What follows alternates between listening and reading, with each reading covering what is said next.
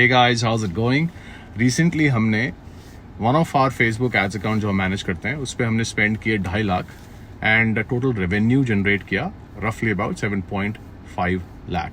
तो आप बोल सकते हो अप्रॉक्सीमेटली 3x रोएस किया. लेकिन ये ऐसे रिजल्ट्स अचीव करने से पहले जो मीडिया बाइंग स्ट्रैटेजी मैं खुद फॉलो करता था वो कुछ इस तरह से होती थी कि मल्टीपल कैंपेन्स या फिर multiple ad sets with in multiple campaigns, इस तरह से कुछ कैंपेन स्ट्रक्चर हम फॉलो करते थे, strategies. And almost every week हम कुछ नए कैंपेन्स लॉन्च करते थे और कुछ पुराने कैंपेन्स ऑफ करते थे. मल्टीपल कैंपेन्स रन करते थे जिसमें इंटरेस्ट टारगेटिंग होती थी, लोकल लाइक होती थी, रीटारगेटिंग होती थी, कोल्ड ट्रैफिक के लिए, top of the funnel audience के लिए. टिपिकल यही प्रोसेस था जो मैं फॉलो करा करता था. फिर एक दिन मैंने ध्यान से मेटा का एक आर्टिकल पढ़ा और उस आर्टिकल में लिखा था about Meta's attribution model. Meta operates on last touch attribution model. What does it mean? इसका मतलब यह है कि मेटा, मानो कि आपकी एड मेटा ने यूजर 1 को, एड नंबर 1 यूजर 1 को एक बार दिखाई, यूजर ने क्लिक किया, लैंडिंग पेज पे या फिर प्रोडक्ट पेज पे लैंड किया, बाय नहीं किया या फिर ऑप्ट इन नहीं किया, जिस भी रीजन से आप या जिस भी गोल के लिए आप एड्स रन कर रहे हो, वो एक्शन नहीं लिया उसने, बट क्लिक किया, लैंडिंग पेज देखा, प्रोडक्ट पेज देखा and bounce out, bounce off कर गया. डे 2 पे आपकी एड नंबर 2 मेटा ने सर्व करी यूजर 1 को, सेम यूजर को. यूजर ने क्लिक किया, लैंडिंग पेज, प्रोडक्ट पेज पे लैंड किया और जो भी आप एक्शन चाहते थे वो यूजर ले उस लैंडिंग पेज या प्रोडक्ट पेज पे, वो उसने ले लिया, चाहे वो परचेज हो, चाहे वो लीड हो, ऑप्ट इन हो. तो अब मेटा आपको एड्स मैनेजर के अंदर एड नंबर 2 के सामने एक कन्वर्जन इवेंट एट्रीब्यूट होके दिखाएगा, रिफ्लेक्ट करेगा. अब एड नंबर 2 मानो इस तरह की एड थी जिसपे आप, let's say hypothetically, let's say कि आप कुछ सेल कर रहे थे तो आपने कोई डिस्काउंट वाली एड चलाई, लेट्स से 50% ऑफ. तो एड 2 आपकी 50% ऑफ एड थी. जैसे ही यूजर 1 ने आपकी एड नंबर 2 देखी तो उसको याद आया, यार मैं तो इस प्रोडक्ट को चेकआउट कर रहा था या इस ब्रांड को चेकआउट कर रहा था, इनकी सेल भी चल रही है कुछ स्पेसिफिक प्रोडक्ट्स पे, let me go ahead and check the sale out and check out the products on sale. तो सेकेंड एड ने यूजर 1 को एज अ रिमाइंडर ये याद दिलाया कि अच्छा ये ब्रांड एग्जिस्ट करता है और ये प्रोडक्ट्स शायद मेरे लिए यूजफुल है, यूजर 1 के लिए यूजफुल है, एंड क्योंकि इस पे एक सेल है, so let me just click, check out and maybe even buy something. लेकिन एड 1 ने वो कॉन्वर्सेशन स्टार्ट करने में आपकी मदद करी, यूजर 1 को आपके बारे में अवेयर किया. ये लास्ट टच एट्रीब्यूशन मॉडल का थोड़ा सा डाउन साइड है. तो जब मैं ये चीज क्लियरली समझा कि लास्ट टच एट्रीब्यूशन मॉडल किस तरह से काम करता है, I started to question the strategies I was pursuing in the world of media buying and especially the campaign structures and how I was managing and organizing different ads accounts that I was handling, Facebook ads account, because I run an advertising agency. And ये पुरानी बात हो गई है.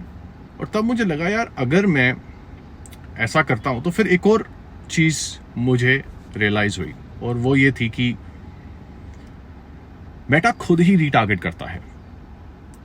Frequency of greater than 1 का क्या मतलब है? In case you don't know और you are not aware of what a frequency is, let me just clarify this in a very simple to understand manner.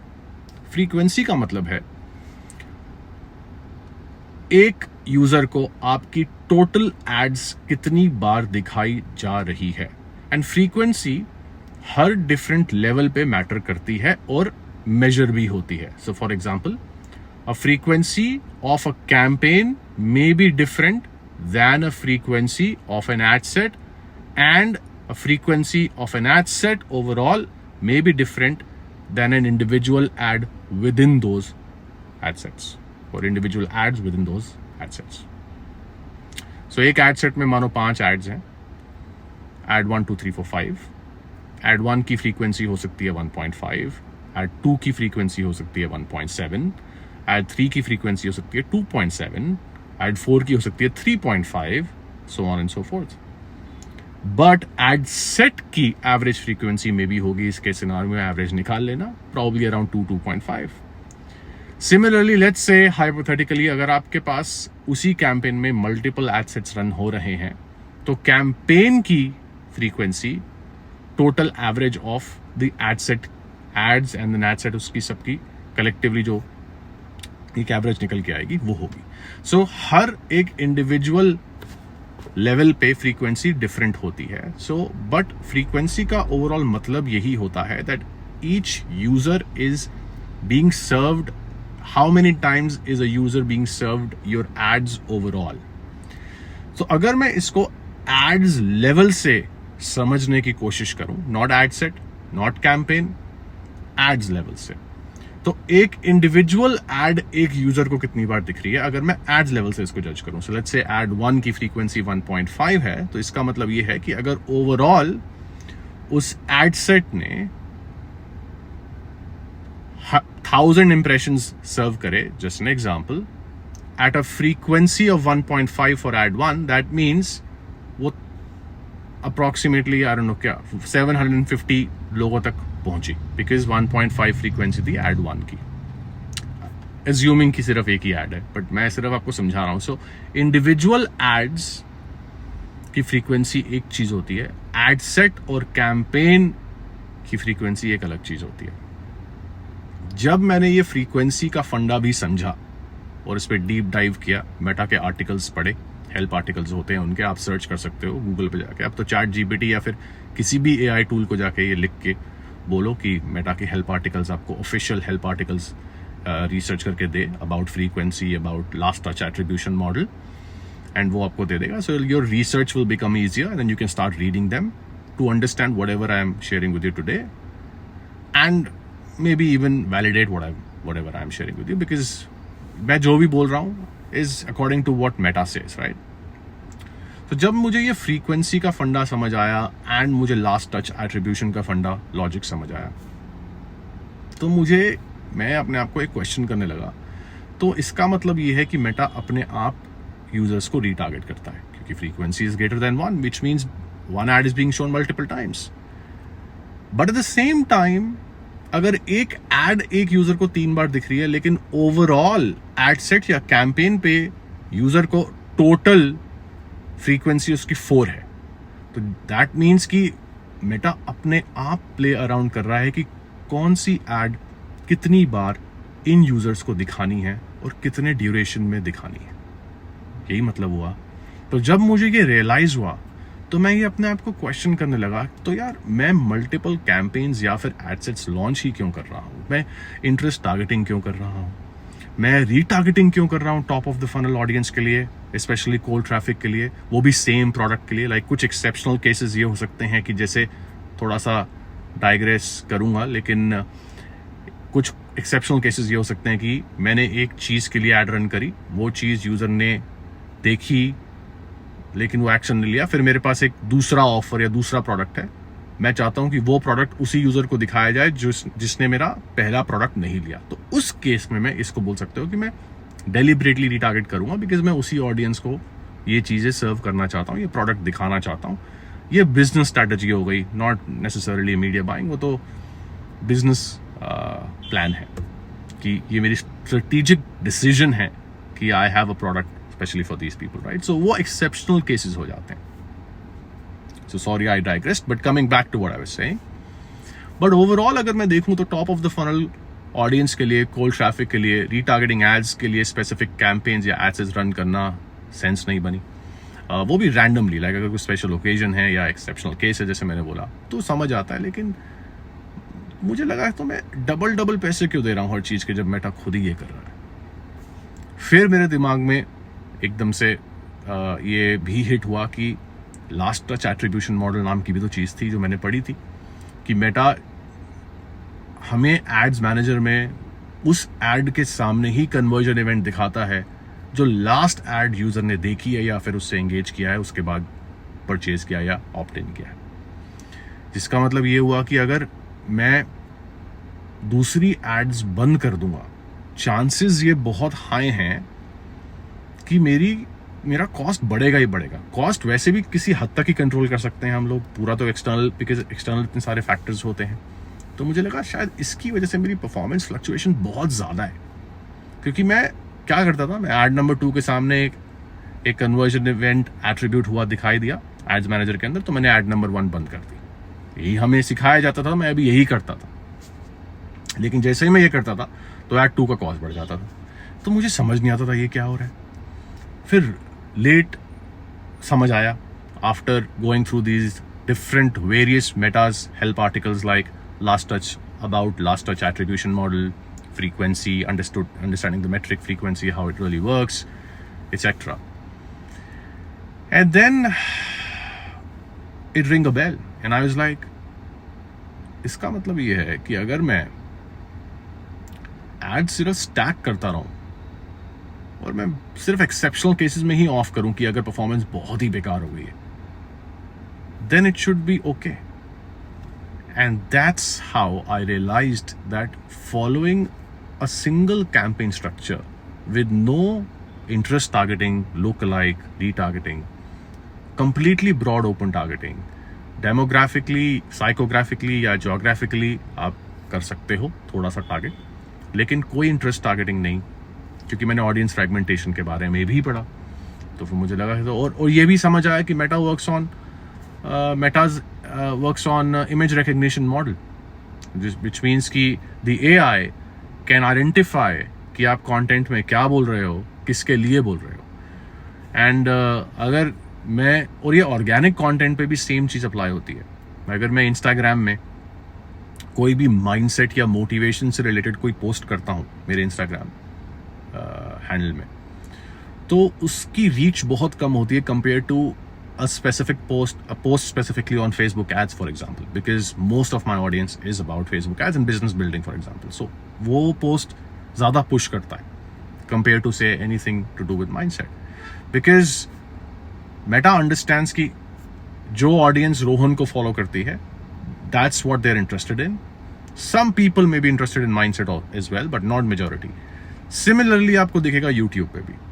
YouTube पे मैं, ऐसा नहीं है कि मैं माइंडसेट के ऊपर या फिर डेवलपिंग पर्सनालिटी ट्रेट और कैरेक्टर उस पर बात नहीं करता हूँ, उस पर भी बात करता हूँ, उस पर भी वीडियोस डालता हूँ, लेकिन वो वीडियोस कम ही पुश होते हैं।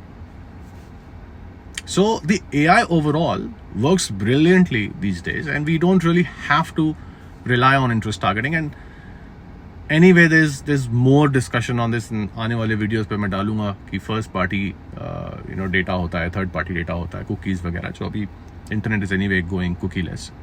सो I won't be surprise that we reach to a point where interest targeting doesn't even exist any more at all.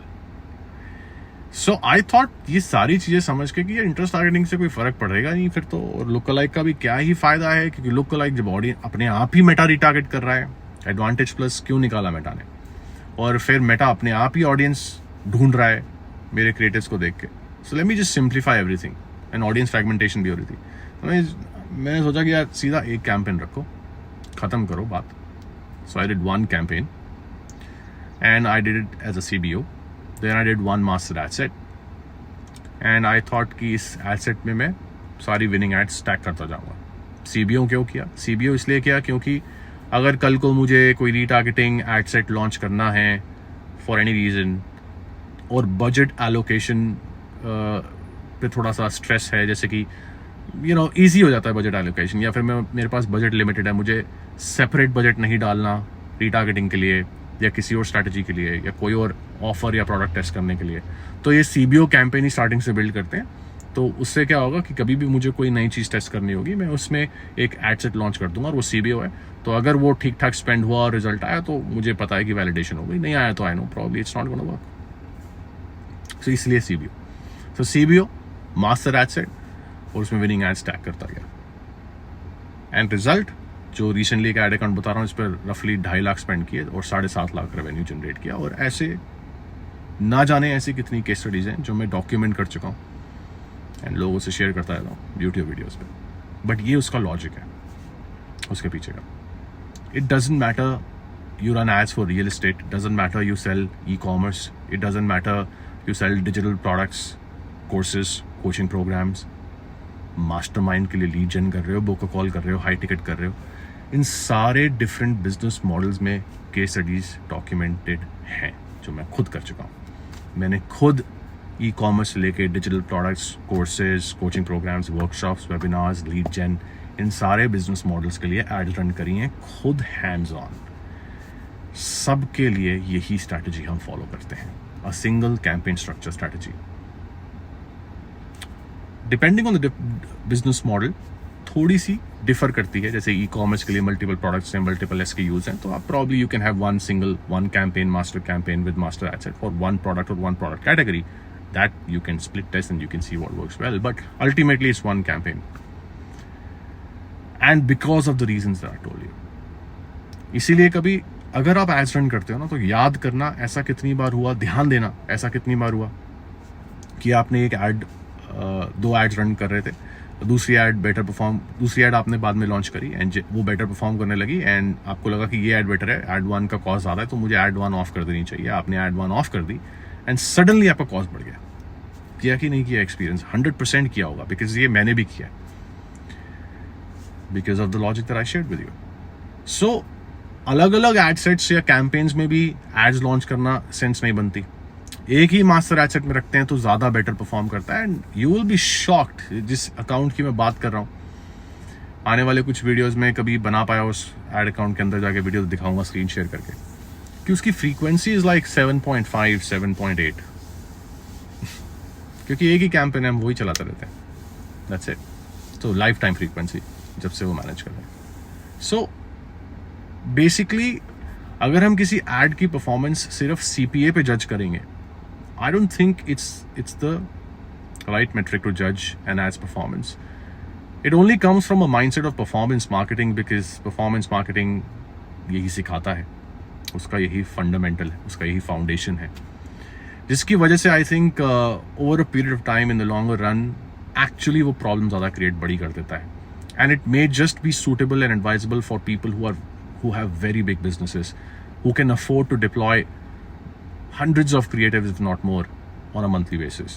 So उनको फर्क नहीं पड़ता, वो CPA चेज कर रहे हैं. एंड एक और बात बताता हूँ, सिर्फ CPA चेज करना is a direct response mentality, right? Direct response मतलब कि मैं चाहता हूँ कि आज ही मैंने ऐड दिखाई तो आज ही कोई खरीद ले, बट ऐसा होता नहीं है. And as soon as the market is getting more sophisticated, the conversion cycle, the conversion window increases with time, over a period of time. Why? Because the buying behavior shifts, because people become more skeptical. And if we are going to rely on practices that are very direct response focused, so ultimately business को hurt करता है. And अगर आप business 3 महीने 6 महीने के लिए नहीं कर रहे हो, लाइफ टाइम के लिए बड़ा business बनाना चाह रहे हो, so you know that you need to be building to scale from start, and that's why I follow the method that I shared with you. That's the logic behind it. A couple of logical reasons behind it. There are more reasons, but आज इस video में इतना ही बताना चाहता था.